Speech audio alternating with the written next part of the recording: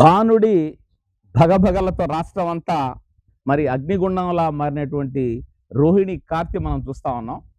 ఈ పెద్దలు చెప్పేవాళ్ళు రోహిణి కార్తె అంటే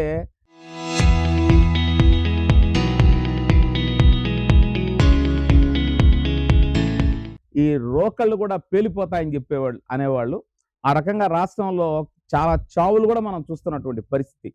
ముఖ్యంగా ఈ చిన్నారుల విషయంలో, వృద్ధుల విషయంలో కొన్ని జాగ్రత్తలు, సూచనలు తీసుకోవాల్సినటువంటి తరుణం, సమయం కూడా ఇదే.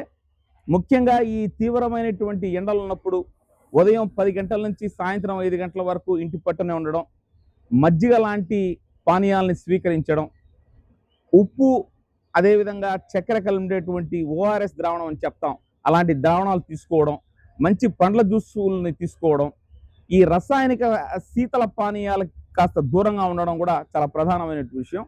ఆ విధంగా ఆరోగ్యపరంగా కొన్ని జాగ్రత్తలు తీసుకుంటే గనక సులువుగా మనం ఈ ఎండల నుంచి బయటపడవచ్చు. ముఖ్యంగా తీవ్ర ప్రభావం మానసిక ఆరోగ్యం మీద చూస్తున్నటువంటి ఎండలకి మరి వృద్ధులు, పిల్లలందరూ కూడా క్షేమంగా ఇంటి వద్ద ఉంటూ సరైనటువంటి జాగ్రత్తలు తీసుకుంటే ఈ 4 పూట్ల మనం కాస్త ఆరోగ్యకరంగా ఉండేటువంటి పరిస్థితి. కాబట్టి ఈ యొక్క సూచనలు ప్రతి ఒక్కరం పాటిద్దాం, ఆరోగ్యంగా ఉందాం, ఈ వేసవి నుంచి బయటపడదాం.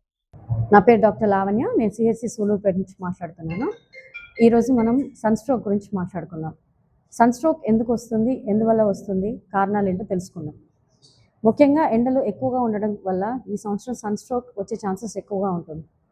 ఈ సంవత్సరం ఎండలు చాలా ఎక్కువగా ఉన్నాయి. ఇంతకుముందుతో కంపేర్ చేస్తే ఈ సంవత్సరం ఎండలు చాలా ఎక్కువగా ఉన్నాయి.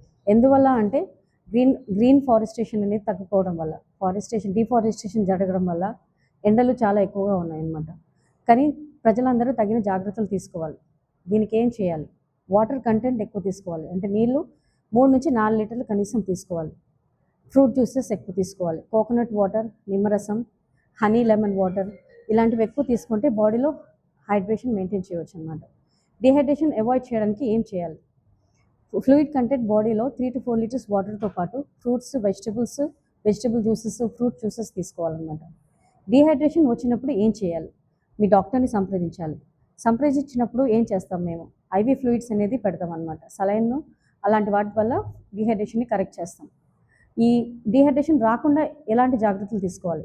ప్రజలందరూ ముఖ్యంగా 10 గంటల నుంచి 4 గంటల లోపల బయటికి రాకుండా అవాయిడ్ చేయాలి. ముఖ్యంగా వృద్ధులు, పిల్లలు ఇలాంటి వారు, ఏదైనా రోగ సమస్య ఉన్న వాళ్ళు ఎండలో బయటికి వెళ్ళకూడదు.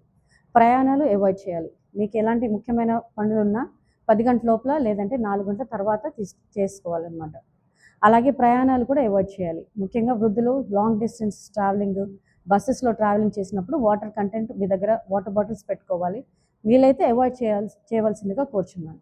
ఈ జాగ్రత్తలు పాటిస్తూ మీరు వాటర్ కంటెంట్ ఎక్కువ తీసుకుంటూ బయట సన్లైట్ని అవాయిడ్ చేస్తూ మెయిన్గా డిహైడ్రేషన్ లక్షణాలని గుర్తించగలగాలి. డిహైడ్రేషన్ లక్షణాలు ఎలా ఉంటాయి?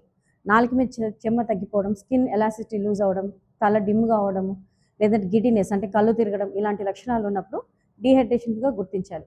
ఇలాంటి గుర్తించినప్పుడు మీరు ఇంట్లోనే వాటర్ కంటెంట్ ఎక్కువ తీసుకొని ట్రై చేయాలి. అలా కూడా పరిస్థితి ఇంప్రూవ్ అవ్వకపోతే మీ డాక్టర్ని కన్సల్ట్ అవ్వాలి.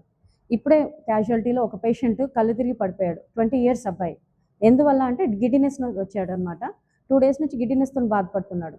ఇప్పుడు వెంటనే మేము రిససిటేషన్ చేసేసి ఐవీ ఫ్లూయిడ్స్ పెట్టడం వల్ల మళ్ళీ వెంటనే అబ్బాయి కాన్షియస్ అయ్యాడు. సో ఇలాంటి అవాయిడ్ చేయాలంటే ముఖ్యంగా ఇంట్లోనే మీరు ఫ్లూయిడ్ కంటెంట్స్ ఎక్కువ తీసుకుంటే డిహైడ్రేషన్ని అవాయిడ్ చేయవచ్చు. సో ఇలాంటి జాగ్రత్తలు పాటిస్తూ సన్ స్ట్రోక్ని అవాయిడ్ చేయవలసిందిగా కోరుచున్నాను. Thank you.